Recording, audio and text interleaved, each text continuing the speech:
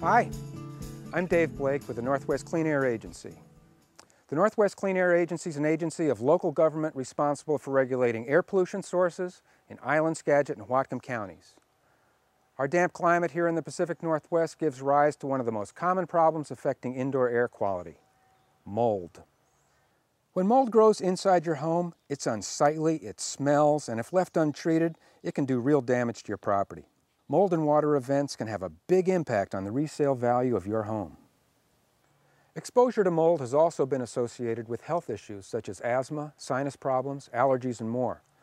We hope to convince you that it's in your family's best interest in terms of both money and health to prevent moisture and mold problems in the first place. Open your mouth real wide. Persistent exposure to mold in the home, including mold in damp environments, may certainly lead to irritating symptoms like irritated eyes, nasal congestion, sinus symptoms, and cough. But ongoing symptoms may be associated with more serious symptoms such as asthma and even upper respiratory infections.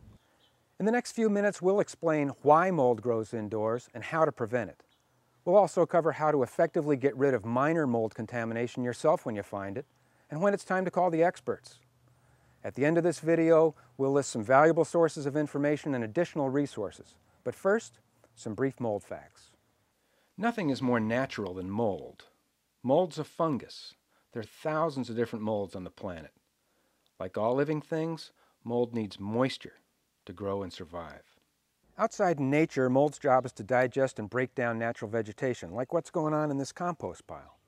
But we don't want mold mistaking our buildings or possessions for a desirable food source. As a rule of thumb, mold outside good, mold inside bad. So, how does mold get into your house?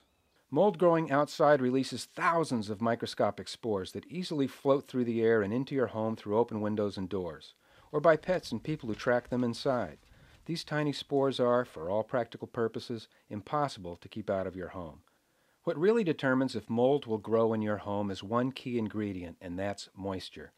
Mold spores plus a food source plus moisture equals mold in your home.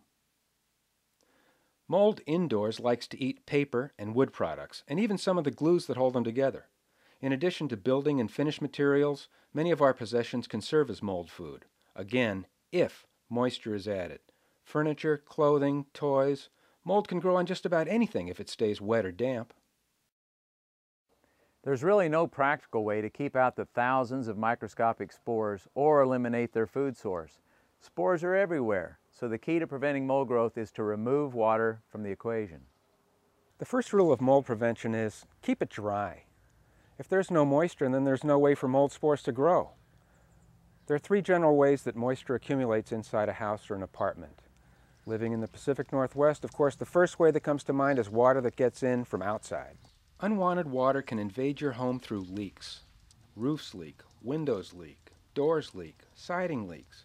A wet crawl space under a home can add a whole lot of moisture upstairs as damp air rises through cracks and crannies around plumbing and wiring in the walls. The best and easiest way to prevent water entry from outside your home is by regular visual inspection. Plumbing leaks coming from inside the home are another unwanted water source.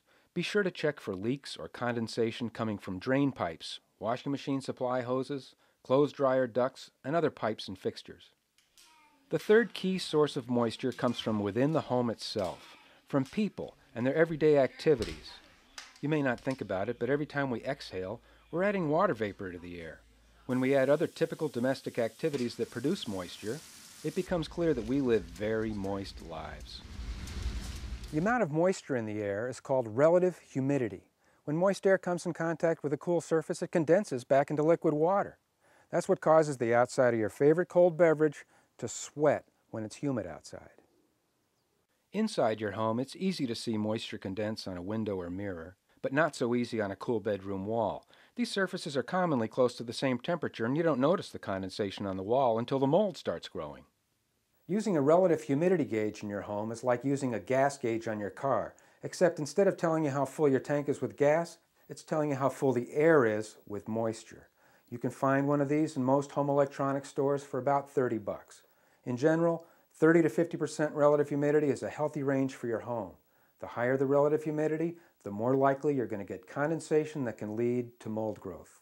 Even without a gauge, you can tell if there's too much humidity in your home when condensation forms on the room side of double-pane windows or on your cold water pipes. Condensation can occur on any cool surface that moist room air can reach. Some are obvious, like windows and mirrors, but others need a thorough inspection to find, such as behind furniture placed against a cool exterior wall or under carpet and padding. Condensation can also form inside wall cavities and in attics and basements when moist indoor air gains access to these cool surfaces. Again, to prevent condensation and mold growth, you want to keep the relative humidity inside your home between 30 and 50%. The best way to do this is through proper ventilation. That is, bringing fresh outside air into your home, letting the moist inside air get out of your home. If your home was built after 1991 in Washington State, it should have a home ventilation system.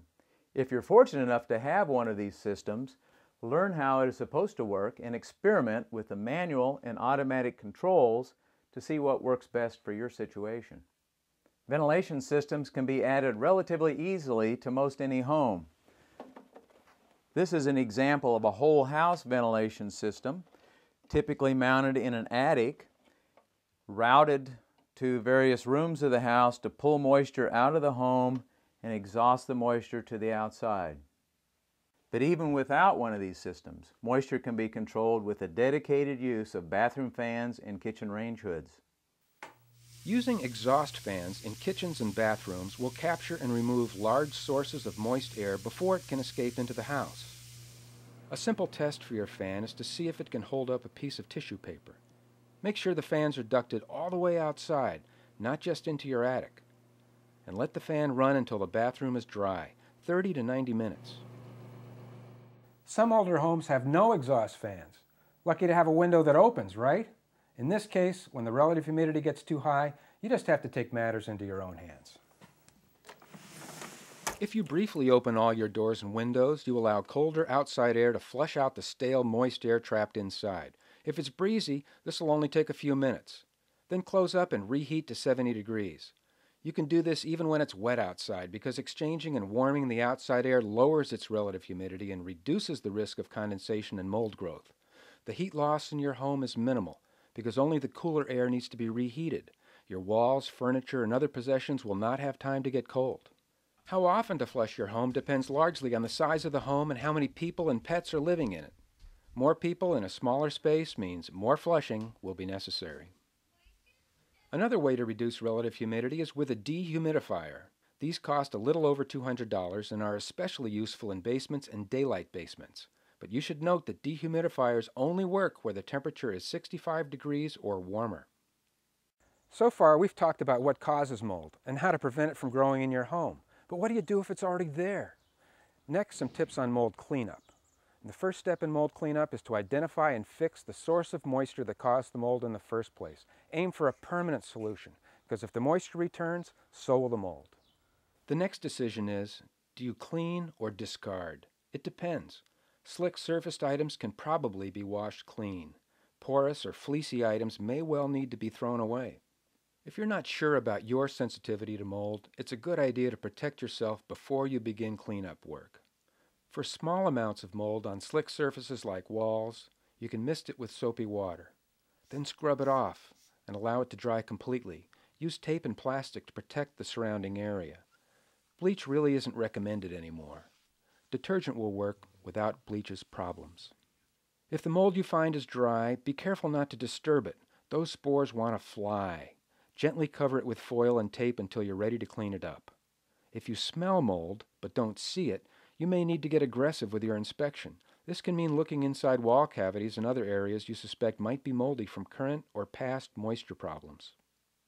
For bigger jobs, detailed guidance for do-it-yourself mold cleanup is available from resources we list at the end of this video.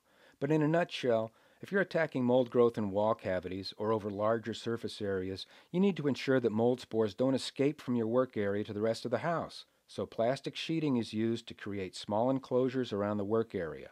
And box fans can be placed in windows facing out to pull loose spores outside from the work area. Cut out and bag any moldy drywall, plus at least 2 feet of clean drywall in all directions, and dispose of it in your regular garbage. Wash mold off wood with plenty of elbow grease. Allow it to dry. Paint wood that was moldy with an alcohol-based shellac. Wipe down the inside of your plastic enclosure and bag it up for disposal. If your water leak is for sure fixed, you can now put your wall back together. Here are some examples of potential cleanup situations. Number 1 shows a situation you can easily clean yourself. For number 2, you can still do it yourself, but you'll want to isolate the work area with plastic sheeting and use a box fan to draw out any loose spores. If your situation looks like number 3, call the professionals. In general, testing for mold is not necessary. If you have obvious mold, you already know you have mold. You usually have no need to test to see what kind of mold it is. Only test if you need the results to make a decision. Testing for mold should be your last resort, and you will no doubt need some professional help. Thanks for watching. Please keep in mind that the information in this video is designed for use in cooler, damp climates like here in the Pacific Northwest. In hot and humid climates, you'll need more and different information. Remember, the best defense against mold is to keep your home dry, clean, and well ventilated. Stay tuned for a list of additional resources. On behalf of the Northwest Clean Air Agency, I'm Dave Blake.